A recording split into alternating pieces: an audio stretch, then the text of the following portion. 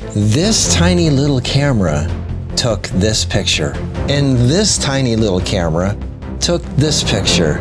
It doesn't get more pocket-sized and lightweight for an interchangeable lens camera than this. And I took them on my European vacation to try them out.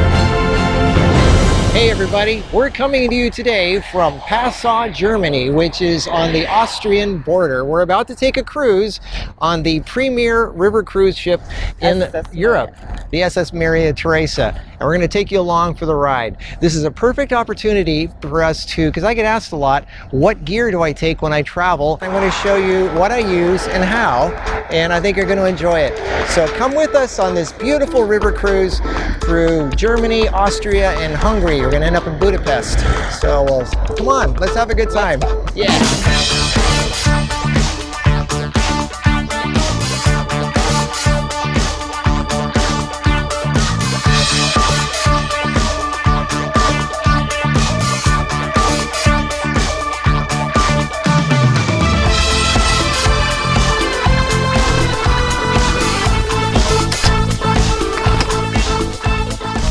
So here we are in the room. This is an amazing ship. This is, I don't even know how to describe it. It's like French royalty. I don't even know what style this is called, but I call it the Disney style, the Disney fairy princess style. I love it. It's a floating palace. The cool thing about river cruises is you never feel anything moving. There's no waves. You just look out the window and you notice all these castles and hills and towns. It's like a big screen TV. Everything's just going by smoothly, and they have a really nice restaurant and a lounge and everything, and a workout room. So it's like a floating hotel. And it never moves. You don't feel any rocking like on an ocean boat. I think river cruises are the way to go. And it's really low key. It stops in every city or these beautiful spots in Europe along the way. It's just so much nicer and relaxing than the big ocean ships. I made the purpose of this trip, like, let's see if I could do some really cool shots with just these cheap little consumer tourist cameras. And I think I pulled it off pretty well. So let's start with the Panasonic GM1. It doesn't get more pocket size and lightweight for an interchangeable lens camera than this. It just doesn't have a hot shoe or a viewfinder. It's just as good a quality as all the other Panasonic Micro Four Thirds. This little tiny camera has a 16 megapixel CMOS sensor. The ISO goes from 200 to 25,000. It can do 5.8 frames per second continuous shooting. It has face detection focus, very handy for portraits. The rear screen has autofocus touch and AF tracking. It has built-in wireless, so you control the camera from your smartphone. Time-lapse recording, shoots good video, nice skin tones. It's feather light. The maximum shutter speed is 1/16,000th, but the maximum flash sync speed is only 1/50th. It doesn't have any image stabilization, so try to keep your shutter speed around 60th of a second or faster. The GM5 has almost everything. It's just as small as the GM1, but it has a viewfinder. It has a hot shoe. You can do flash photography, off-camera flash, any flash you want. I'm using the AD200 on this trip for most of these pictures, the little flash cue for triggering it. Came out in 2014, also a 16 megapixel CMOS sensor, ISO 200 to 25,000, 5 frames per second continuous shooting. It also has face detection focus, autofocus touch, autofocus tracking, built-in wireless, built-in flash. Shoots great video. Amazing. Look at the video quality this thing takes. This little tiny little camera took these videos. It blows my mind how something this small can take video like this. It has really nice skin tones. Same touchscreen functionality as the newer Panasonics. The downside is the maximum shutter sync speed is only 1/50th of a second. But you can still take flashes with the lens wide open if you have ND filters. It only has 23 focus points, but I do mainly manual focus anyway. The only thing I wish it would have is that the screen would flip up a bit so I can do waist level shots. And I wish the flash sync shutter speed was faster. That's it. I mean, other than that, this is like the most amazing little tiniest pocket camera you could possibly have that has almost everything, that can take interchangeable lenses, take flash pictures, and have a viewfinder. It's just by far the world's smallest interchangeable lens camera with those features. I also brought a Panasonic GX1. It's bigger and almost twice as heavy. I don't like the interface. The battery door keeps popping open on its own. I can't read the markings on the buttons. The rear screen on the GX1 is pretty low resolution, 460K versus 1000K of the GM5. So I keep wanting to get rid of it, but the picture quality is just so good.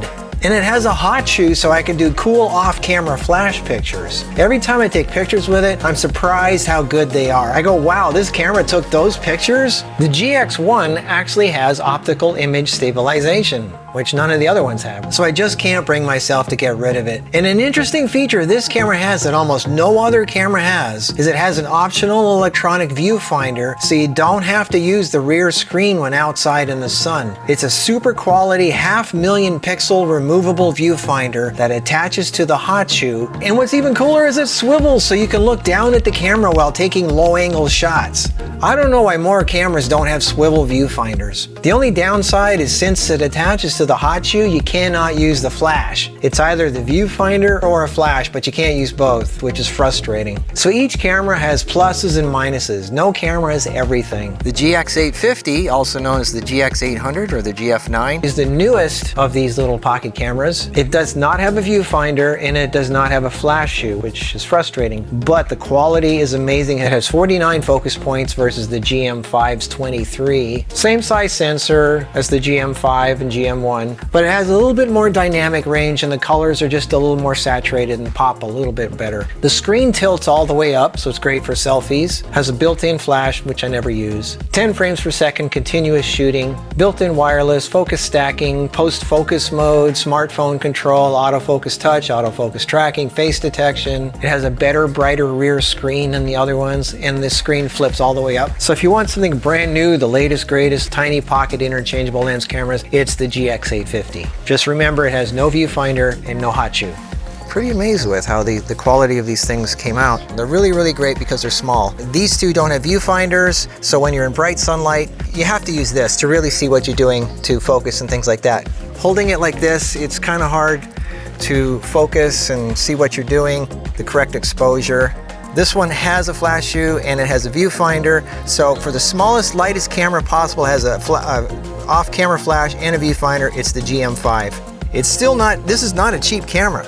You can tell how good this is by the price that it's still going for on eBay. Look how small this is. It's not much bigger than this camera here. It's almost the same size. As you know, I like to have blurry backgrounds, so all of these have ND filters. Matter of fact, some of them have an ND filter with a polarizing filter on top of that. You're able to get darker exposure so you can shoot at 1.8 so you get the blurry backgrounds, but it really takes down the light levels so the camera cannot autofocus when you have this much darkness on the end of the lens. So you have to manually focus, which is better anyway. I mean, you get really, really accurate focusing when you do manually. You get kind of spoiled when you do autofocus all the time, but if you really want to have somebody's eye super focus, manual focus is the way to go. They all take really good pictures and they all have really good everything. I mean, I really don't have much bad to say about it. These really aren't professional cameras. They're fun cameras. This should not be your main camera if you're a photographer doing that business this. These are fun things to play around with. I love to tinker, I like to play, I like to see how far I can push things. You really have to kind of know what you're doing with some of these things, but once you get the hang of it, it is fun. For more serious stuff, I use the 6400, and for the really serious stuff, I use my full frame A7s and things like that. But you know, for just having fun and lightweight, small, I love the Micro Four Thirds, the Panasonics. I love the interface. I love the way they feel, the way the interface is and everything. The lenses are small. It's just more portable. So if you're traveling, and I also have my Sony R100. It's sharp and everything, but you can't do blurry backgrounds with it. You can't do off-camera flash with it. Anyway, so that's my thing for my travel thing in Europe. These are my travel cameras for Europe. I hope this inspires you, gives you some ideas. I had a lot at stake on this. This was an expensive trip and I banked everything on these little cameras and I think they came through pretty good. Oh, and by the way, I also have a little, my little attached to my bag here, my little, this is an indispensable. You should not go anywhere without a white balance gray card. Otherwise, you're gonna get funky colors and wonder why the faces look all orange or green or something like that. Anyway, so that's my thing. So all these cameras go into this. Look at this. This goes into there, into there, into there, goes there. So all that goes into this little bag, like that.